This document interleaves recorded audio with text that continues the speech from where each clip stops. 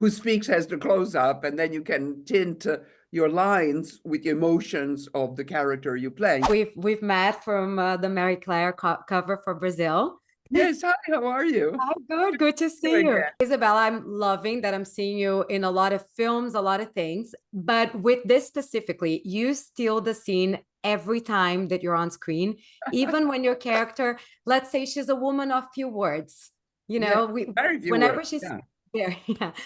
So I wanted to know from you, what is more challenging? Is it playing a character that has many lines and has that opportunity to speak up the whole time, or play one of this that she has to make herself heard without saying anything? Maybe it's harder to make yourself a presence without dialogue, because traditionally who speaks has the close up, and then you can tint your lines with the emotions of the character you're playing. So for sure it's harder without lines, but still I thought that the character was purposely written that way to underline the role of nuns, who is subservient to the church. I mean, they have a secondary role, and it's a definite patriarchy, Catholic Church. So it was written like that, and I had to play still a presence and authority without the words. But of course, the director was agreeing with me.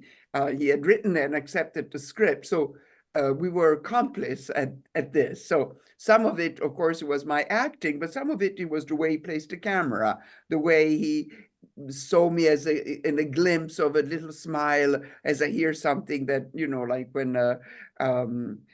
when the future Pope thanks the nun to have prepared dinner, I did a little smile. But of course, the director photographed it and edited in. I could have edited out, so I could have done it and he wouldn't have counted.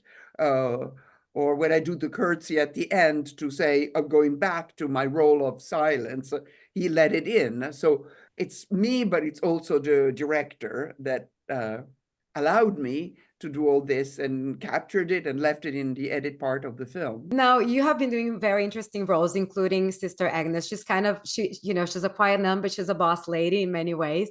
What makes you say yes to a project nowadays? What types of characters are you looking for? No, it's not so much the characters, because it's wonderful. It's a human discovery. Every time you play a character, it's an analysis of human being and how they, our emotions and our histories.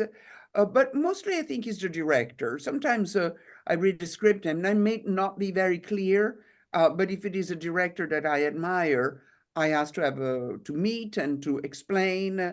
And the most absurd answer, I remember, I was given a script by Robert Wilson, who works in the theater.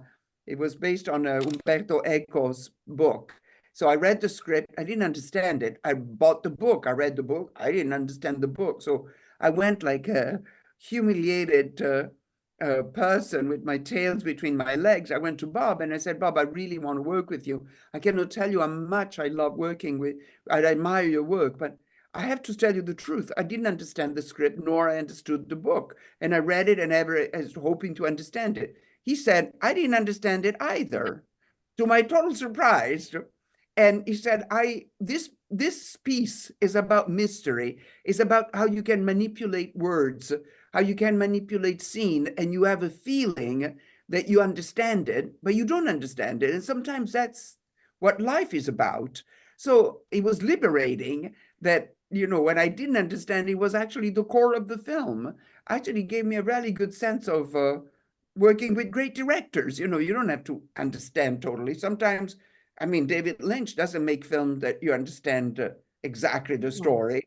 He talks about the mystery. He creates it's an atmosphere, and the films are wonderful for it, although the narrative may not be linear. You come from the fashion world, and costumes make a big part in cinema as well. So how does the costume help you connect with your character? Yeah, the costume are essential for me. Although in this film, not so much, because I'm wearing a uniform. So I knew I was going to be like a nun. I didn't know if I was wearing gray or black, or it ended up to be a dark blue.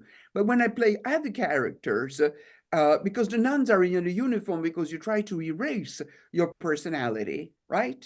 That's the same thing for a military or policeman or a maid. But when you instead play a regular person, the way you dress can be a clue to who you are psychologically. So for me, costume is very, very important. And I have studied originally, I studied when I was in my 20s, I did 3 years of Accademia di Costume e Moda to become a costume designer. So I might be sensitive to costume also because it gives you a clue of who the person is psychologically. Absolutely. The way we dress is how we express ourselves. Exactly. Thank you so much. So good to see you again. Good to see you again. Thank you for asking me for this interview. Thank you. Thank you so much. Bye. The Pope is dead. The throne is vacant. What happened? They say a heart attack. You know how rumor spreads, and 1.25 billion souls watching.